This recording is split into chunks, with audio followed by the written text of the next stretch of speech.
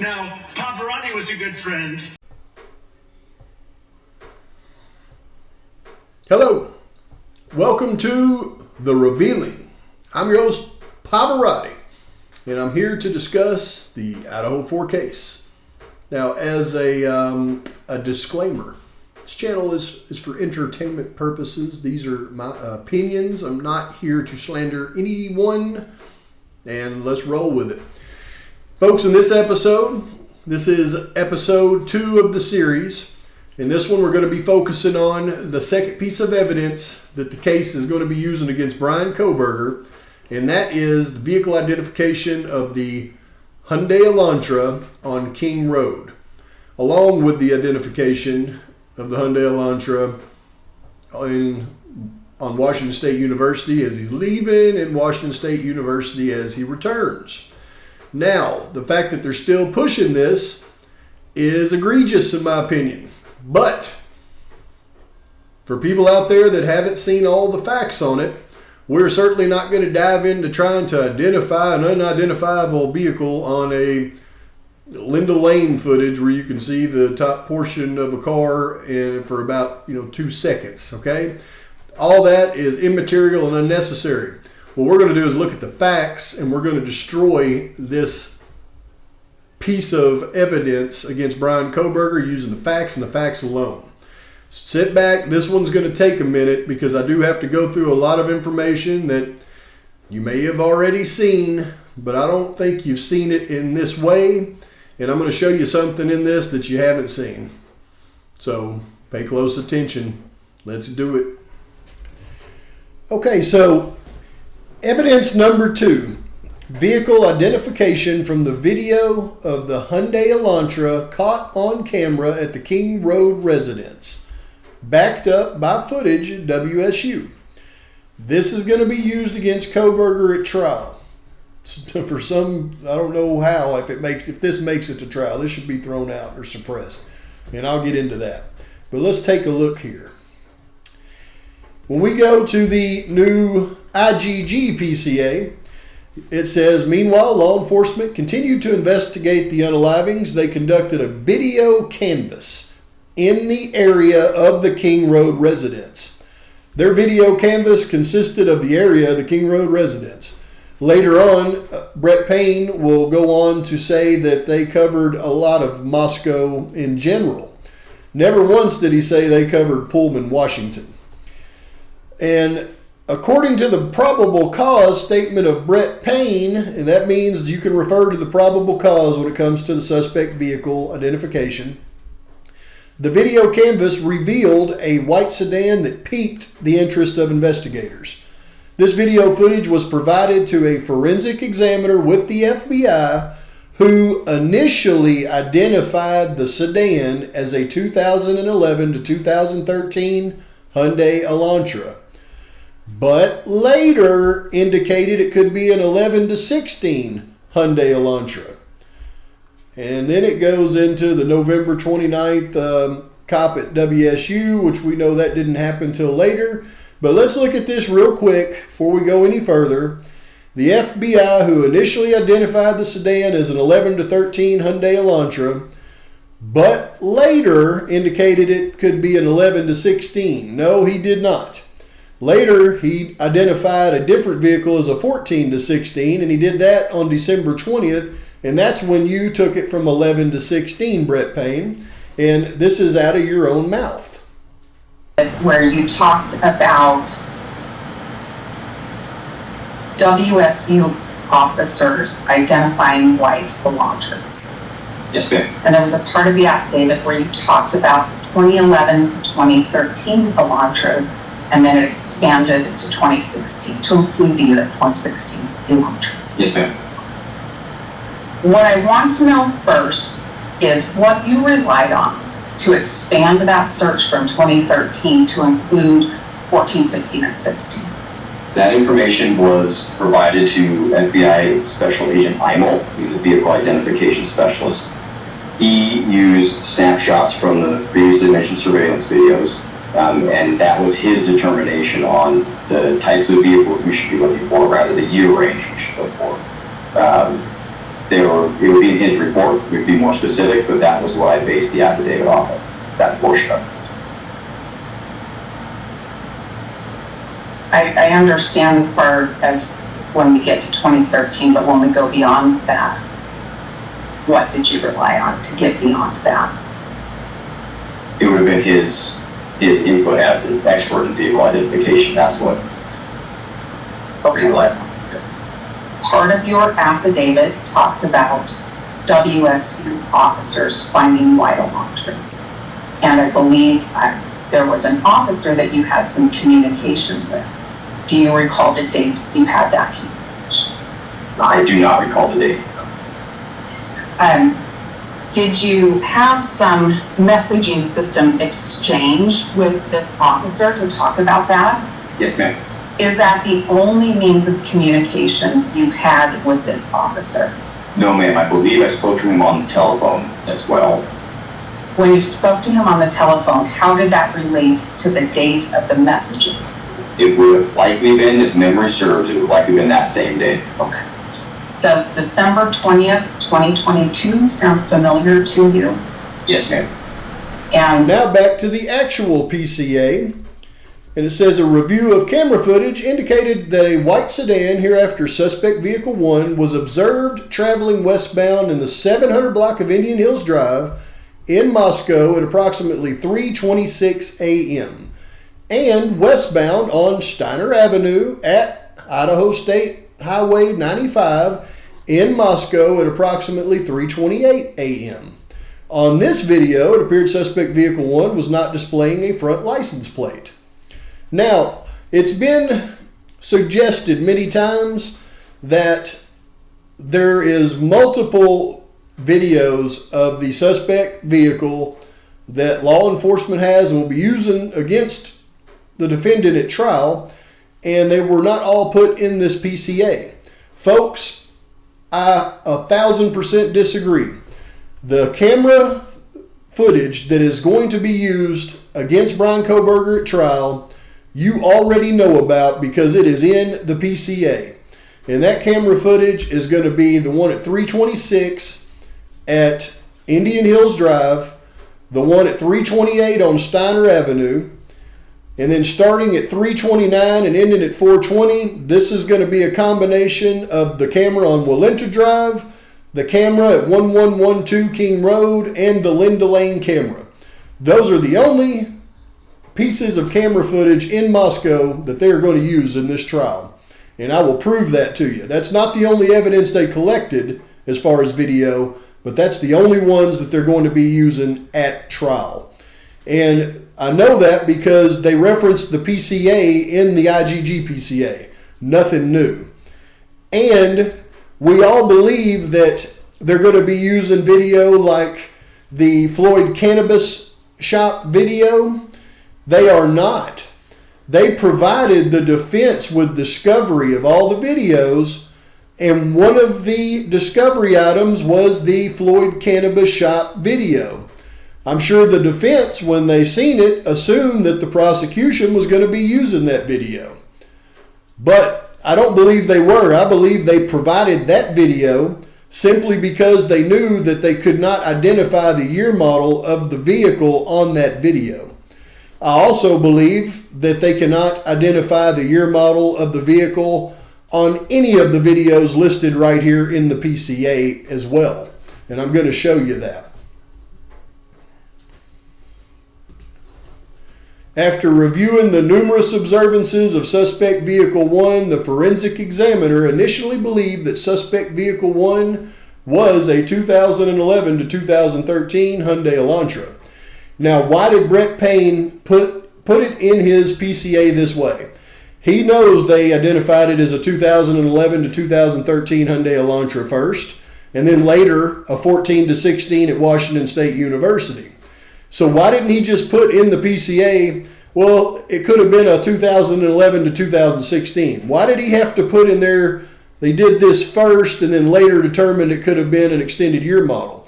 He knows that there is a written record of this happening in the case files. So he couldn't go through and just straight up lie about it. He had to put it in there in a way to where plausible deniability could be found. And he didn't do a very good job of that, as you just seen in that court hearing. But let's take a look. Okay, so this is going to be, excuse me, this is going to be the state's entire case on the evidence against Bryan Kohberger for his Elantra in the King Road neighborhood. And you can see it starts down here, just like the PCA says, in the 700 block of Indian Hills Boulevard. So that means there is a camera.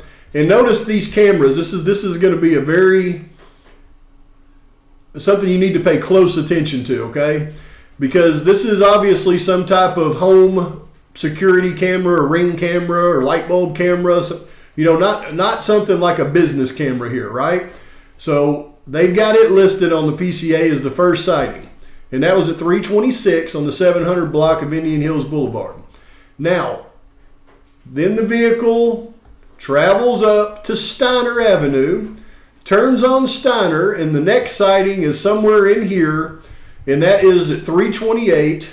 And this is the video that I always thought they identified the year, make, and model of the car from, because it says this is the one where they noticed it didn't have a front license plate, or it appeared not to have a front license plate. Now I don't believe they did. I don't believe they could identify the year model of this vehicle from whichever camera here caught it, because it's listed on this PCA as evidence. That's basically why I don't think they can. I think all it got was it didn't have a front license plate. And I don't believe it was caught from a camera at A&W. I believe it was caught probably from a not very good quality ring type camera from one of these apartments over here, in my opinion. But it could be from any of these, and it just isn't legible to be able to determine the year model. But that is the second video the state intends to use. Then the vehicle would have traveled up this way, and at 329, it would have entered the King Road neighborhood as it's described. Now we have a camera here at 1112 King Road, and then we have the other camera over here at Linda Lane, and then there's another camera somewhere on Walenta. So this is all what they're calling the King Road neighborhood. This is the multiple cameras they're referring to. It's only 3 cameras in my opinion, folks. Now the Linda Lane camera, they cannot determine anything off of the Linda Lane camera other than possibly it's an Elantra, or one of them is an Elantra. I don't believe they can determine it off of the Walenta camera. I believe that's just another low quality residential camera, just like the other ones that we're seeing. And the light bulb camera at 1112 King Road, I don't believe they could determine anything from it either. But regardless, the vehicle comes in, it's caught multiple times by these low quality cameras, and then it leaves via Walenta Drive, and the last time it is seen is 4:20 a.m. That is the state's entire case. Now, that Linda Lane that 1112 King Road camera, if you look at it, it's got a much clearer view of the road, but when you look at these vehicles off in the distance, you cannot determine features of these vehicles over here. And even if this vehicle comes up in the light, keep in mind this is at 1:30. At 3:30, some of these lights, like up here in the windows and other places, are going to be turned off, which makes it even darker. So, and it's so grainy, I don't believe you'll be able to determine the year model of the vehicle. And I don't believe this is the video that the FBI used to determine the year model of the vehicle. And I'll prove it. Let's take a listen. One of the videos I want to talk about comes from the Red Star Coffee Company. Do you know where that business is located? Yes, ma'am. Where is? That's on Coleman Road and right next to the Steamer Station. Based on your review of that, am I correct in believing that the Red Star surveillance video was collected and given to Moscow Police Department? It reads that way, yes, ma'am. Where is it? I do not know. Would I be correct in believing that I should be able to have a videotape from a place called Money's Machine? Yes, ma'am. Where's Money's Machine? I don't know where Money's Machine is, ma'am. there, we're talking about 4 different businesses all within the city of Moscow. Is that right? That is correct. And those are on Main Street in Moscow. Is that also right? Yes, ma'am. All right. And if I read the first sentence in that paragraph, am I correct in believing that Moscow Police Department should be in possession of all of those videos? It reads that way, yes, ma'am. Where are they? I would have to direct you to the video that have been turned into the that event. Okay, so based on what we just heard, this is the road that they're talking about, the Moscow-Pullman Highway, and Main Street is where they were particularly referring to. And we know up here is the Floyd Cannabis Shop, that the prosecution actually disclosed that video to the defense, knowing that it was too far off the road to get a clear view of the Elantra.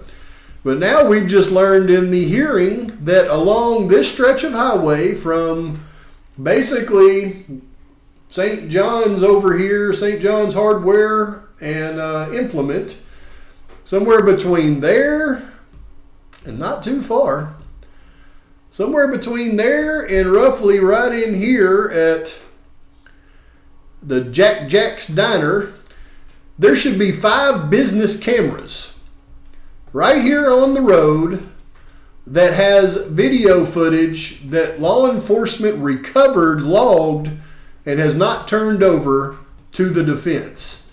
The only one that we know of for sure is this Red Star Coffee, which I believe is, I think Red Star was, where was it at? Right in here somewhere, Buffalo Wild Wings. Where is Red Star? I can't remember where Red Star was now. Where are you at, Red Star Coffee? Oh, is this it right here? Here we go. Here's Red Star Coffee. So that's one we know for sure that they haven't turned over. But folks, there are 5 other businesses on this road that law enforcement collected video from. And, you know, could be Papa Murphy's Pizza here. It could be Pizza Reflection. A lot of pizza going on. It could be this one right here, Subway. Could be this one right here, right on the road, which is a restaurant and bar. I mean, it could be any of these businesses. She didn't list them all, but we know that there's 5 of them just along this road that they didn't turn over. And these would be higher quality business cameras that you could identify 2011 to 2013 Hyundai Elantra from. And these are the videos that I'm sure that the FBI agent identified the Hyundai Elantra from, and that's why they can't find it in the discovery evidence. And that's why Brett Payne, you know, has lost his memory when it comes to all those videos, and I'm sure he's very familiar with. Then she even mentioned a business down south heading out that they don't have video footage from either. And I believe later on, if I'm not mistaken, she mentioned another one. So 1, possibly 2 down south that they have not disclosed to the defense that probably has the vehicle on there and probably can easily be determined to be an 11 to 13. But we don't know because the prosecution has either withheld or destroyed the video evidence. So how can they take that little bit of evidence from those low quality residential cameras that you cannot identify a vehicle from and try to claim that they've identified Bryan Kohberger's car? That cannot happen. Let's continue. Now we move to the WSU portion of the PCA. And you can see, we know now, thanks to that Brett Payne interview, that this is all happening post December 20th. Investigators were given access to video footage after December 20th on the Washington State University campus located in Pullman, Washington. A review of that video indicated that approximately 2:44 a.m. on November 13th, a white sedan, which was consistent with the description of the white Elantra known as Suspect Vehicle 1, was observed on WSU surveillance cameras traveling north on Southeast Nevada Street at Northeast Stadium Way. So that means at the intersection of Nevada Street and Stadium Way, heading north. And then at approximately 2:53, a white sedan, which is consistent with the description of the white Elantra known as suspect vehicle 1, was observed traveling southeast on Nevada Street in Pullman, Washington, towards 270. Towards 270. SR 270 connects Pullman, Washington to Moscow, Idaho. This camera footage from Pullman, Washington, was provided to the same FBI forensic examiner. The forensic examiner identified the vehicle observed in Pullman, Washington as being a 2014 to 2016 Hyundai Elantra. That is the moment that the original description went from 11 to 13 to 11 to 16 because they identified two different vehicles. But let's take a look because we've learned a couple of things on here. It's number one is that footage, this footage, either him going north or him turning on 270, is the camera footage from Pullman, Washington that they used to determine the year, make, and model of his vehicle. And this is the only footage of him before the atrocity in Washington that the prosecution has on his vehicle. Let's look. So when we go here, we've got, this is Northeast Stadium Way right here. And this is Southeast Nevada Street right here. So it says that at 2:44 a.m., he has picked up, by the way, these little blue dots here are all cameras. Okay, with the yellow lines going to them, those are all cameras at this intersection. So at 2:44, all they see is on these four cameras, his vehicle go north on Nevada Street. Okay? And I say his vehicle because they would have easily been able to determine his license plate from these videos, folks. And I don't know why they didn't just put it in there.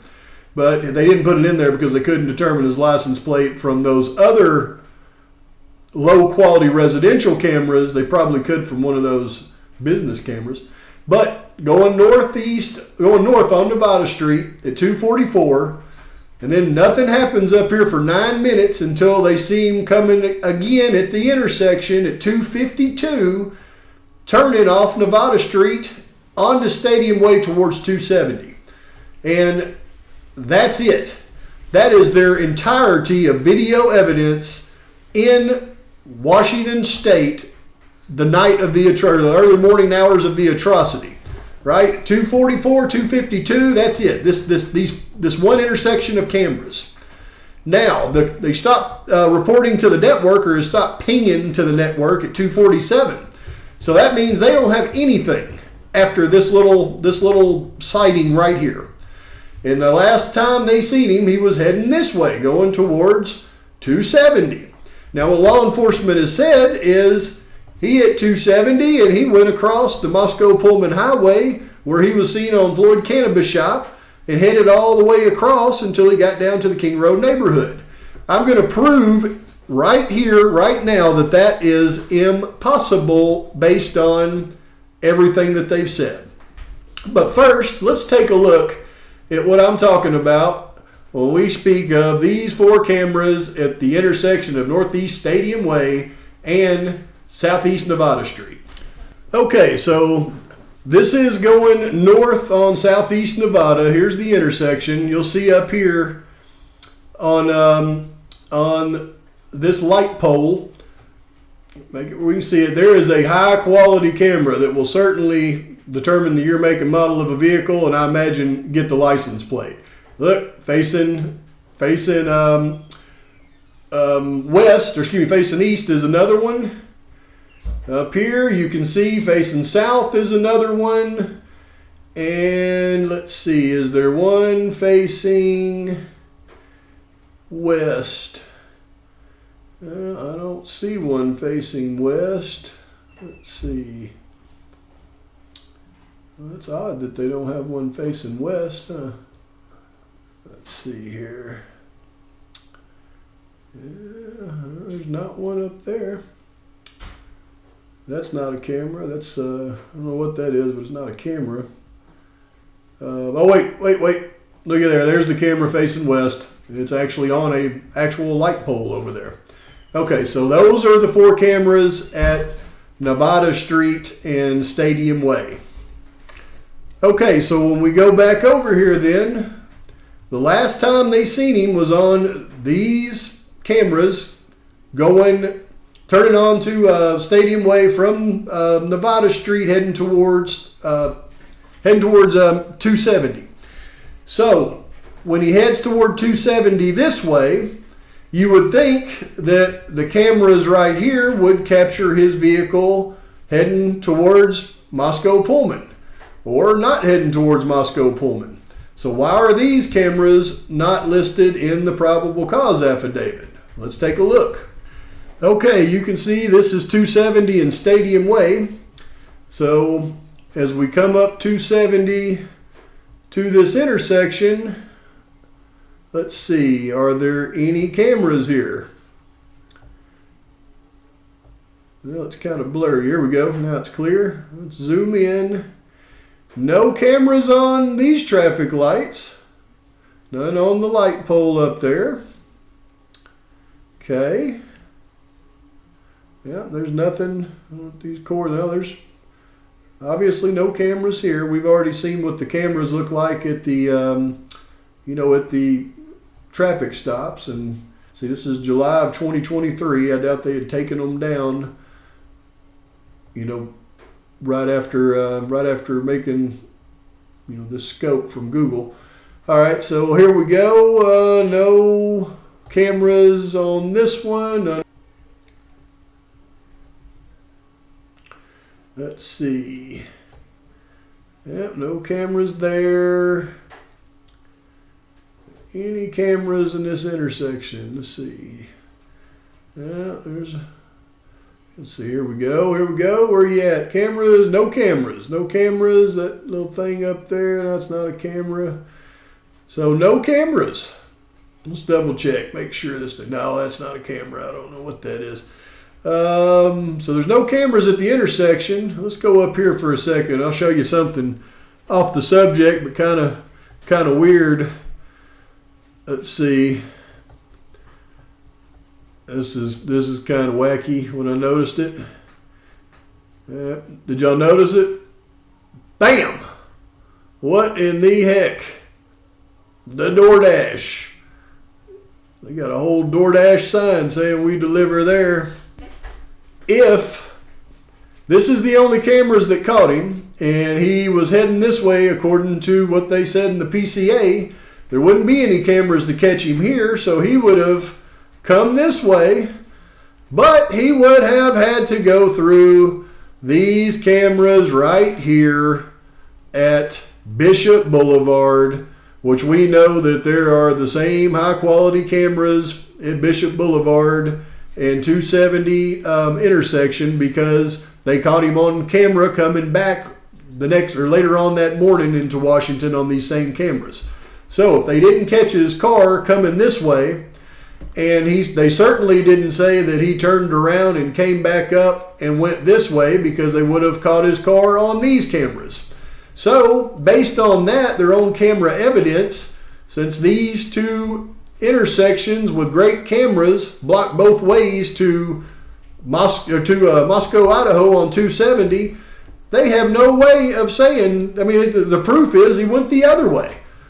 There's absolutely no way from right here, unless he took some weird long about way, but they're saying he was on 270. So the proof is in the pudding. He couldn't go that way without being caught on camera. He can't go that way without being caught on camera. He didn't take 270 to Moscow. So that car that is on 270 in Moscow, that Floyd Cannabis Shop, Red Star Coffee, and the 5 other businesses that they won't turn over the cameras for caught, is a different vehicle entirely. And what's bad is they know it, because one of those videos was what the FBI used to determine it was a 2011 to 2013 Hyundai Elantra. So moving on. Now, at 5:25, the PCA discusses his return back, and there is 7 different cameras that caught his vehicle from right here down on Johnson all the way to right before his apartment up here And they listed every single one in the PCA, and that's how we know they're using all the cameras in the PCA. At 525, he's picked up on Johnson. Then he's picked up on turning on the Bishop.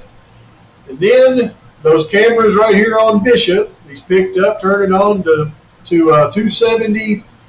And then he's picked up again, because there's no cameras at 270 and Stadium Way. He's picked up Stadium Way and Northeast Nevada. Then they pick him up here, here, and here before he gets to his apartment. So they list every camera that they actually have evidence for in this, folks. Which brings us to our conclusion. The prosecution expects us to believe that one camera citing his car at 253 in WSU that a FBI specialist has identified as a 2014 to 2016 Hyundai Elantra, and then it's not seen again until 5:25 a.m., just about a mile from the first sighting. We're expected to believe that because of that, that is his car way over here in Moscow that the FBI has identified as a 2011 to 2013 Hyundai Elantra, but they're only producing these cameras, these residential low-quality cameras in the area where they say they've spotted his vehicle, and they're withholding 1, 2, 3, 4, 5 business cameras, 6, possibly 7 business cameras from the defense, and the only one they've disclosed is one that can't get a good view of the car up here at Floyd Cannabis Shop. Now, using their own numbers, they compiled 22,000 Elantras, so I doubt there's that many, but there's still a lot of white Elantras in the area. So based on all of this evidence, how can we say that this was Bryan Kohberger's car right here at 326 when all the evidence suggests Bryan Kohberger never even went this way? He's somewhere over here, because the camera footage shows that his vehicle could not have taken 270 to go over here. His vehicle obviously went west. There you have it. Now, folks, please leave in the comments section, if you were on the jury, would you still consider the evidence of the Hyundai Elantra sighting to be worthy of conviction of Bryan Kohberger, or have I destroyed the prosecution's evidence? Please post that in the comments. The fact that the prosecution would still be trying to bring this evidence forward is comical at this point. And the fact that they have not produced all of those videos that would clearly identify that vehicle in Moscow the night of the unalivings is not comical, it is criminal. So no need to try to dive in and verify anything on the Linda Lane footage, and I doubt there's anything there on the King Road, 1112 King Road footage. But you can bet that Red Star Coffee and the other 4 businesses with much nicer cameras that are pointed right at the road on the main road in Moscow, you can bet you can identify the year model of that vehicle from those cameras. And it's logged into evidence that it was collected. They were collected. You know they looked at every one of those cameras, and you know that FBI specialist looked at every one of those cameras. And one of those, if not multiple of those, probably multiple, he was able to identify was an 11 to 13 Hyundai Elantra.